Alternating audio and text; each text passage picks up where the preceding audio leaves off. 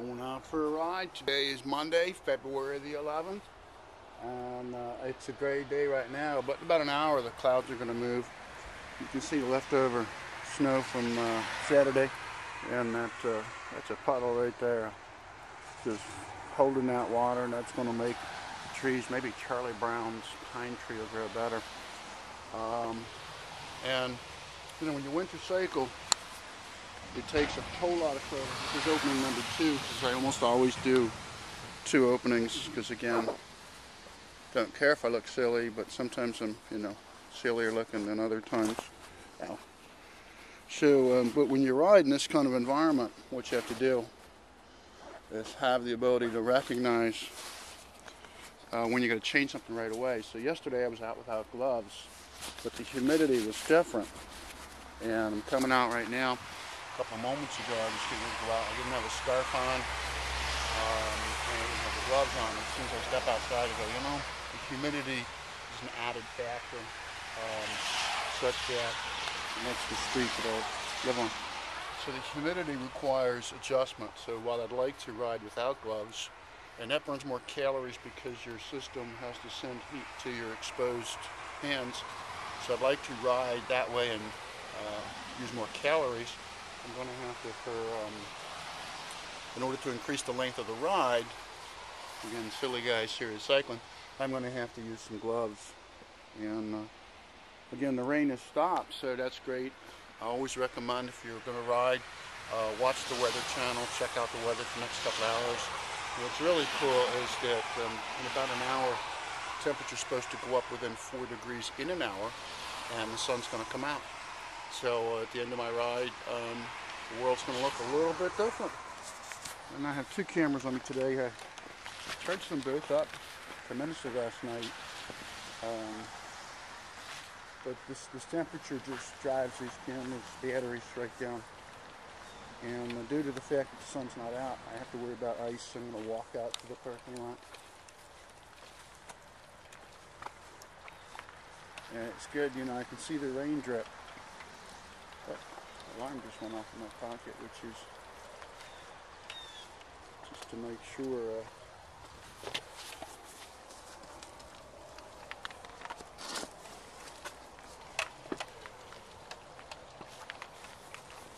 It's really important in these conditions to recognize how and when, there's the Everyman car, how and when to raise your body temperature. So there's a little mist still. And so I'm going to pedal slowly. If I pedal too fast, I'll start to perspire, because people don't sweat, horses do.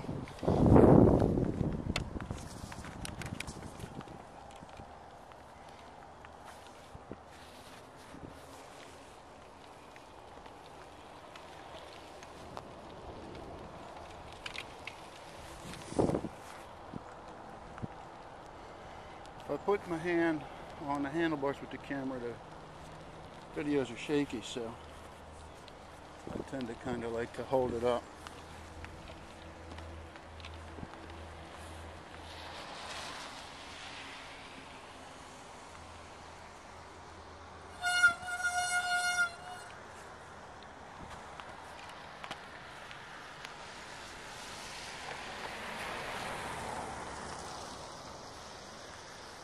You do get some looks if you're out bicycling in this kind of weather from people. It's nothing like seeing the air that you're breathing. Really cool mist. And I didn't turn my lights on the back, so I may have to do that. And pretty soon I'm going to start to venture away from the neighborhood and go back to cycling on trails and filming that. But the winter cycling is about showing the different conditions that you're cycling. And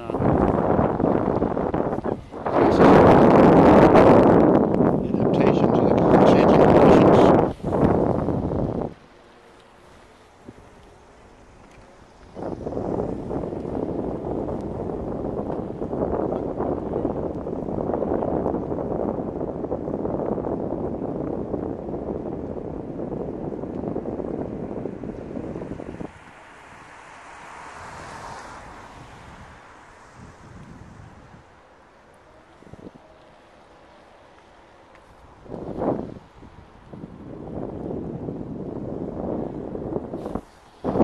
a silly guy, serious cyclist.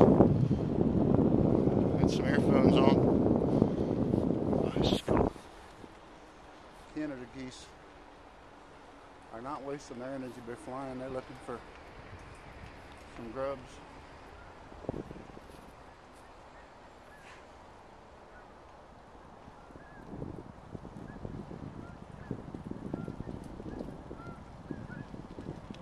Of course, they're doing nature's recycling, fertilizing the compost.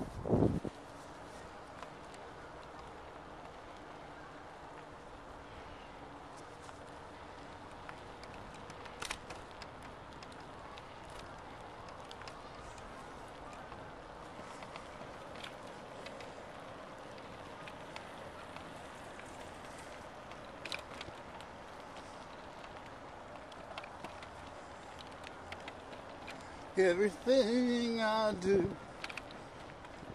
reminds me of you.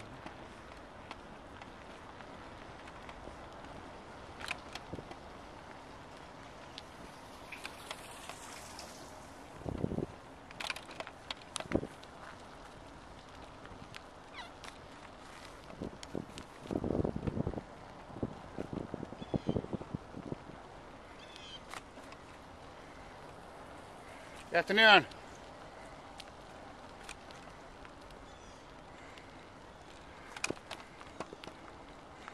Got the band singing Pulling into Nazareth on my headphones.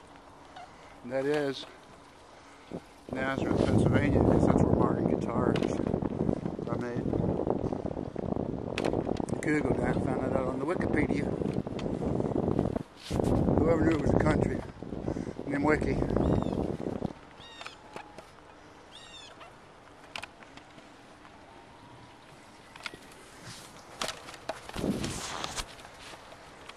Yesterday I found out I'm better looking on my left side. Of course that would be balancing the muscles, so trying some left camera shots for a while.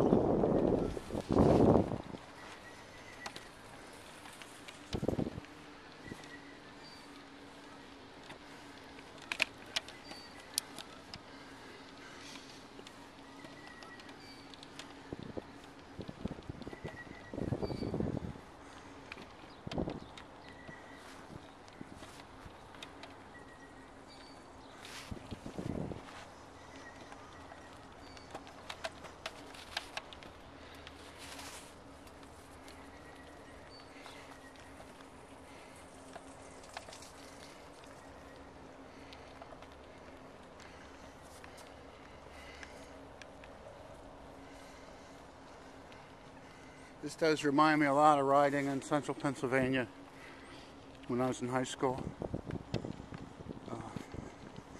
Penn's woods are very green. And my mother, who was in New York City, born and raised, when we had 2 duty stations out there, she used to always inform us about her unpleasant feelings of the rain. But that's why Penn's woods are so green.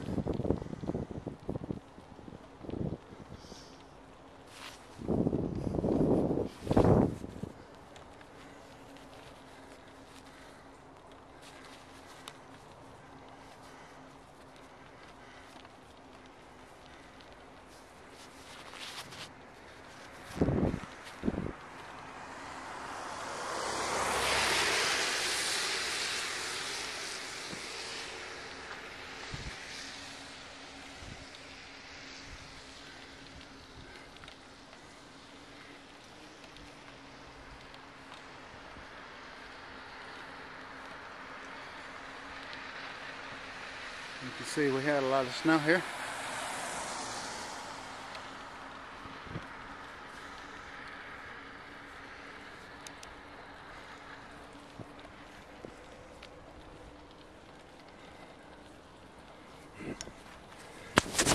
Got to clear the lens every so often.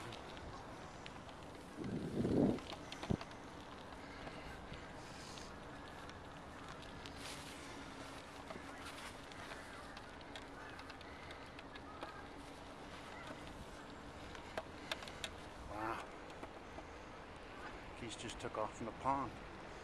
That's cool.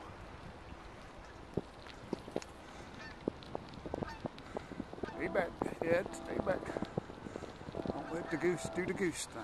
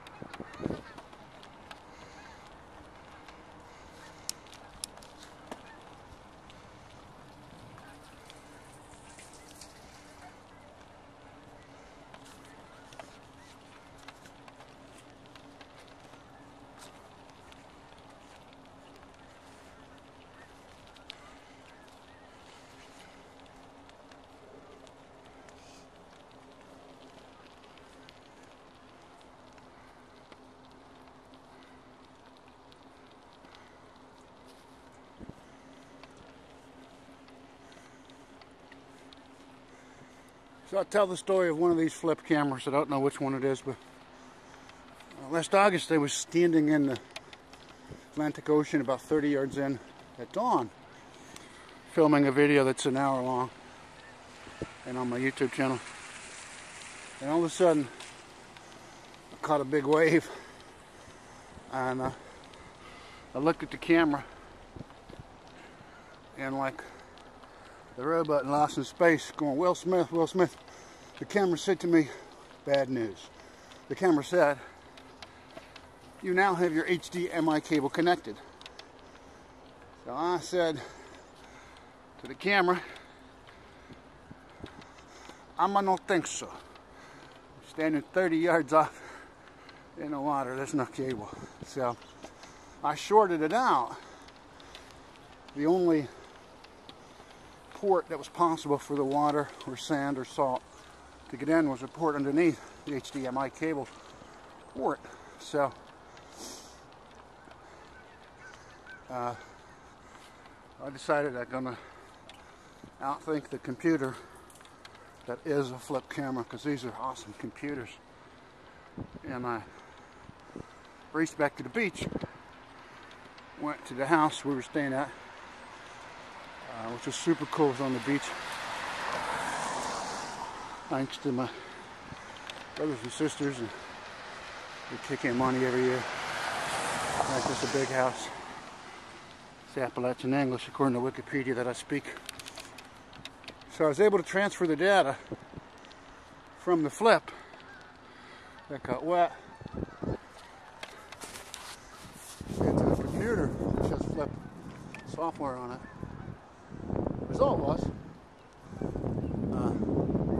there's beautiful videos out there that go on, including the result is, do this again because the camera went off. Yeah, by rushing in and transferring the data real fast to the computer, I was able to get this great videos that I have on YouTube of sunrise, 39 minutes, 10 minutes, 59, 52 minutes, 59 minutes I think. But the camera gave up life. So my flip story is this. I put it aside. You had two other cameras, used to this. And back home a couple weeks later, I touched the camera and it came on. I'm like, wow, this thing died. So then I charged it up. Still couldn't get the HDMI screen to go away. So, and you always huff and puff if you're talking video. So then what I did is I put the camera near a heater, thinking, you know, a little more corrosion in there, I'll dry it off. But now, that didn't work. I couldn't, I threw that stuff in. Straight ahead too. I couldn't turn the camera on.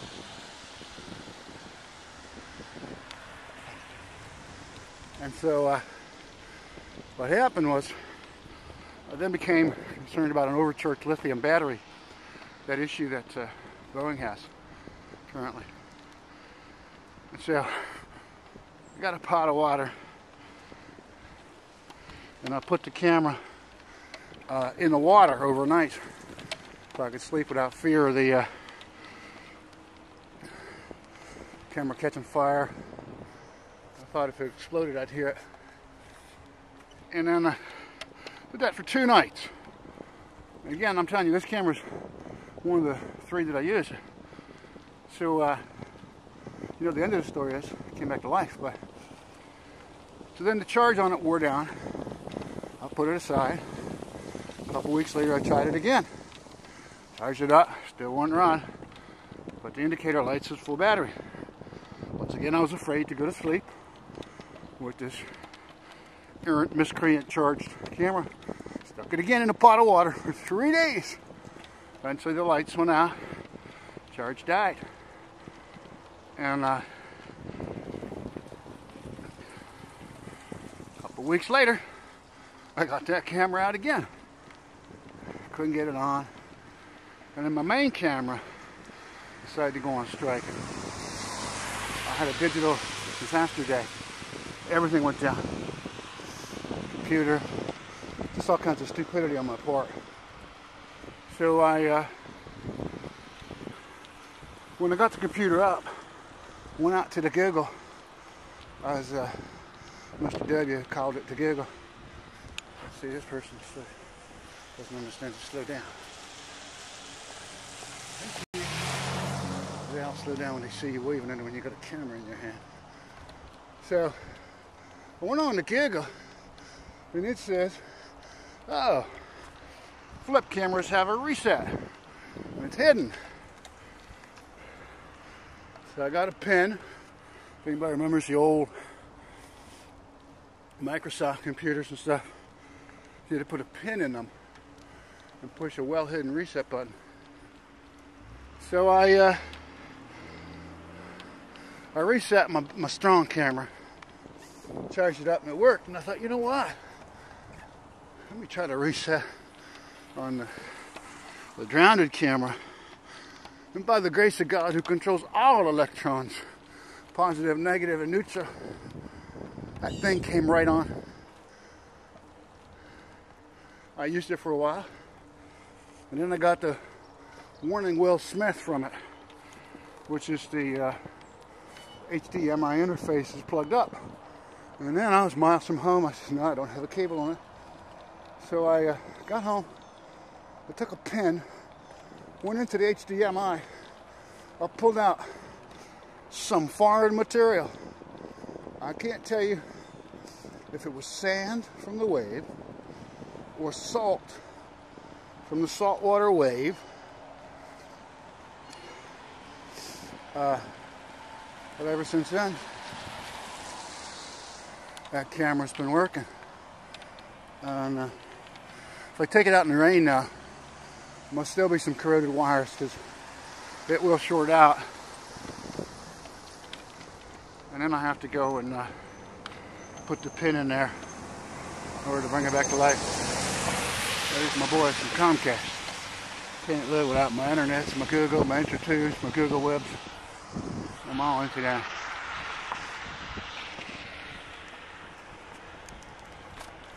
So, I haven't been following my own instructions about warming up slowly.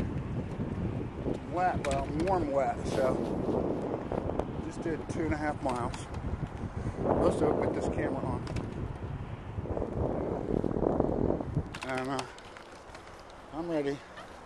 So I can feel the temperature going up, which is what the Weather Channel said. Silly guy, seriously.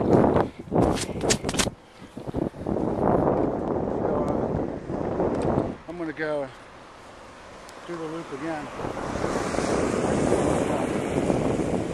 Over 5 miles. I also know because I have my cat's eye speedometer.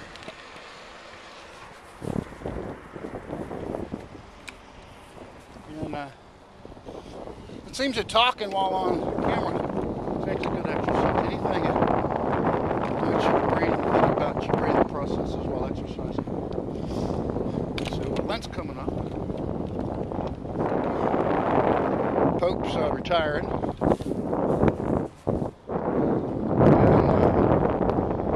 And I'm thinking of what am I going to give up? If I give up things that affect my weight, I'm really giving something up. Because it's good for me to give it up. Beer, ice cream, pizza. Those are the downfalls of it. So again, 56-year-old man that I am. But I got to think about that.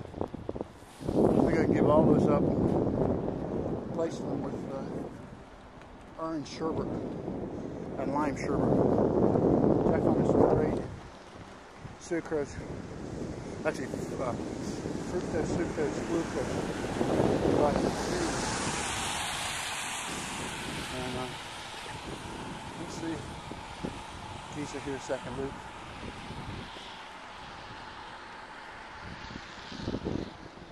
Here they are. Pile them over there. Just to group them on the fairway.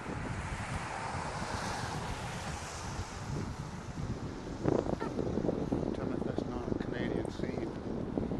They are called Canada geese. How you doing? Hey there, puppy dog. You go about 10 times? On a good day, I wish. Today's just going to be 2 due to the weather. Take care.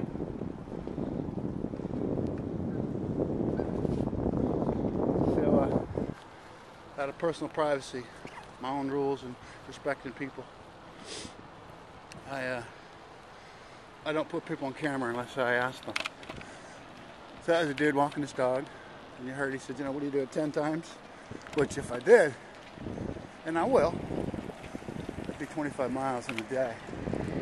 And that is the buzz. That is the feeling that I lived for all my life.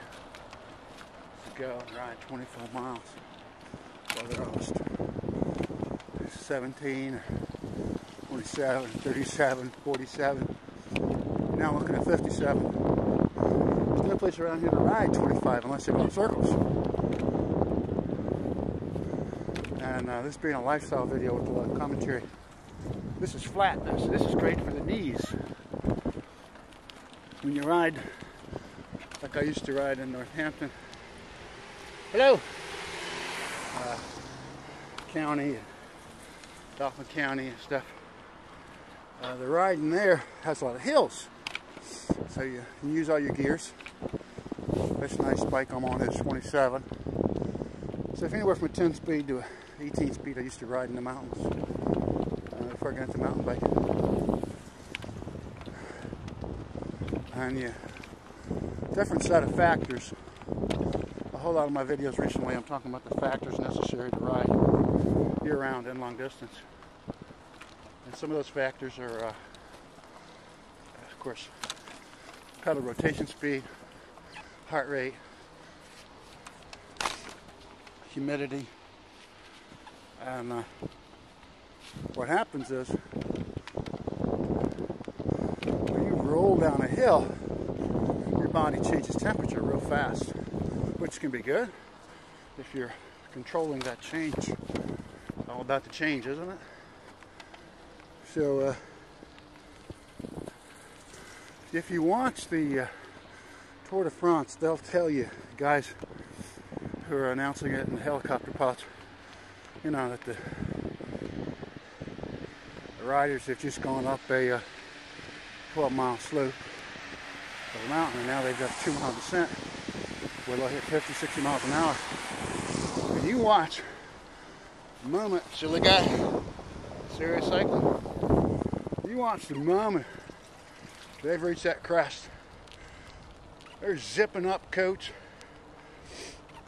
because if you're 5,000 feet up in the Appalachians, I'm sorry, what are those mountains? The Alps. Got an A, a couple of P's and an S too. So what happens is you just ridden 12 miles uphill, depleted your glucose, lactic acid's built up in all your muscles, brain's overheated because it is July. So you instantly have to convert for the loss, the temperature drop. If you do it incorrectly, your muscles are going to freeze up and you hit what we bicyclists, other people call it the wall, we call it the bonk. So they're racing down those hills at 50 miles an hour, which I've done a few hills at 50, fairly scary for me. And they're tucked, trying to keep wind resistance, aerodynamic form. They freeze their legs into a crouching position like a jockey, and you'll see that. And what happens is, right there, they're trying to retain that body heat, and then towards the end, they'll slowly pedal in order to delactate acid their muscles. And by then, since they're professional cyclists, their breathing's back in gear. Bunch of geese over there. Again, these are Canada geese, not Canadian geese. Canadian geese are traveling geese. Canada geese, similar thing. They look alike, but they don't travel. They like your golf courses and your parks.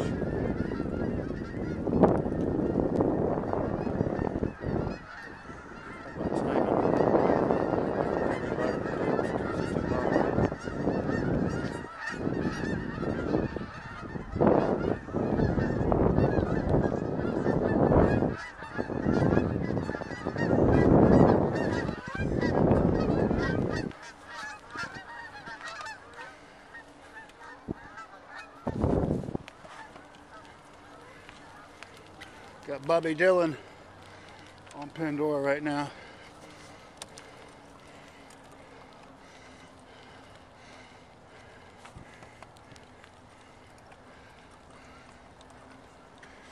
So I've done about 4 miles so far.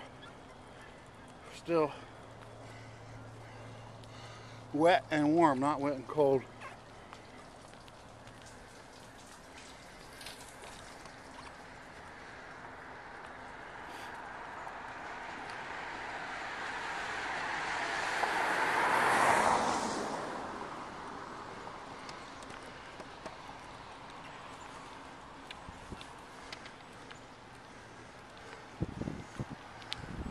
When you live in an active adult plus 55 community, you learn who the tended tours are. There's more geese over there. The tended tours, they're those people who are smart, some haven't lived a long time. They don't go out shopping 8 o'clock in the morning. They're the commuters. Tended tour goes out, just like it sounds, from 10 until 2. The newspaper,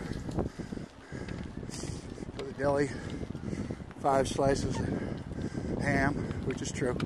It's funny to watch. And what's neat is, in this and a lot of other 55 plus communities, people are all taking care of each other, because eventually your turn will come. And you'll be lonely, or you'll be tired, worried about the ice and the rain, traffic, and you're going to need somebody, maybe 75 or 85, to go to the store with you, eventually for you. So it's this really neat social organization here, non-organized social chain of helping people. And again, there's no government agency involved, which is what an organized society does. Cares for people.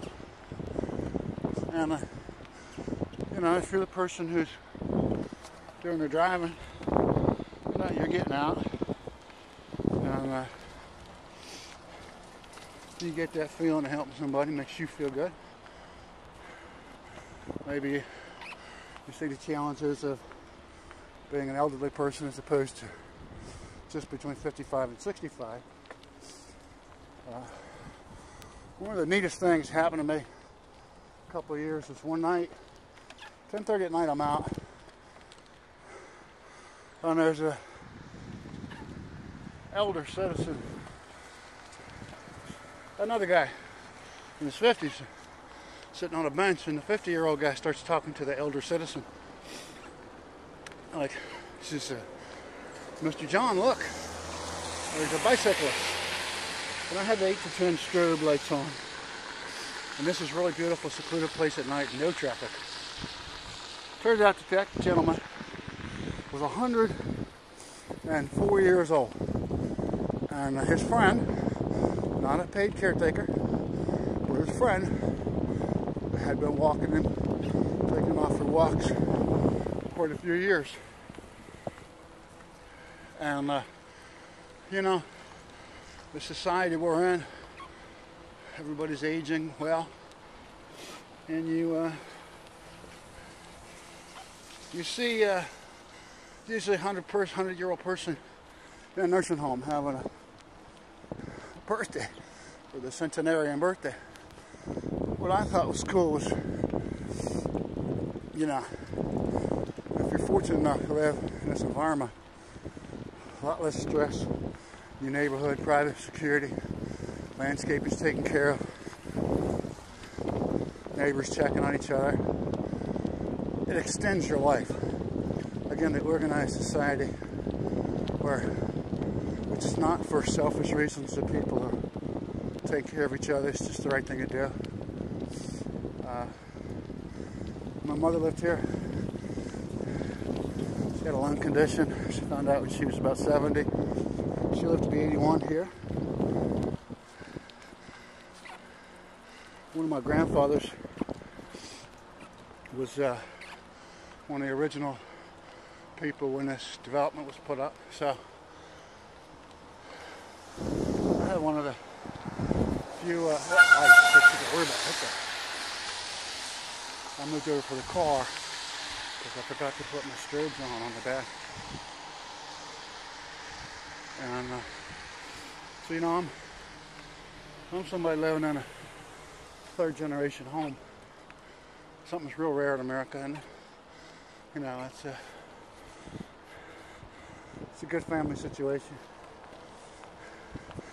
My brother and I, he's a couple years younger. We live there together, take care of each other. So, be nice to your siblings. You never know who you're going to be living with when you're older.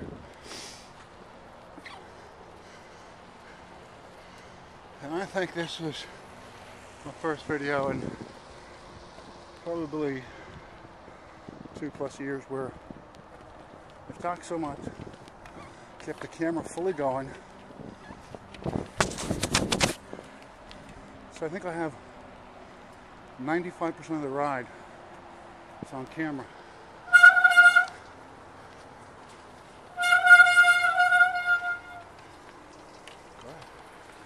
Thank you.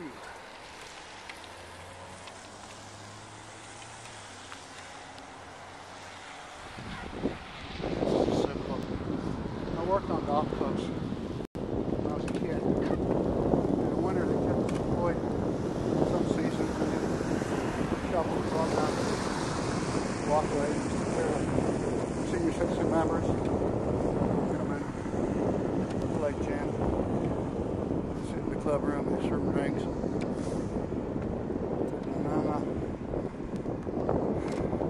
Worked at a couple of clubs, and one of the clubs shut down in the winter due to the lack of work, lack of employment. But the best thing in that situation was somebody gave me a season's lift ticket to Vernon Valley Great Gorge, and yeah, it was just fantastic. You know, what a job benefit to have a season lift ticket. Vernon Valley Great Gorge, which is being honest, the Great Gorge Club. It was an hour from my house, and that's 11. And I wonder if I still have great legs. All this riding, plus skiing, round top. Your mechanics for Pennsylvania skied. Camelback, New Poconos, skied Fernal Valley, Great Gorge, and never skied anywhere but in this icy, rainy climate. So you really cannot just fade out when you ski in this kind of conditions. You can't just let loose, because what happens is you're skiing on your edges. It's a lot of ice skiing, and that's 5.25 miles.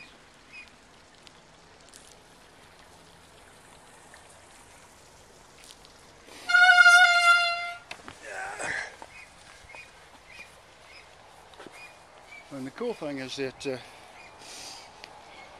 you get the daily benefit of being a bike rider.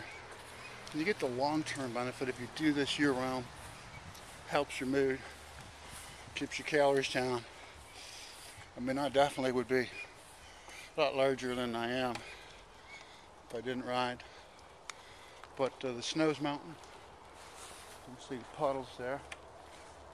And sun's about to come out. Silly guy, not sure. Serious cycling? Yeah, I'm sure.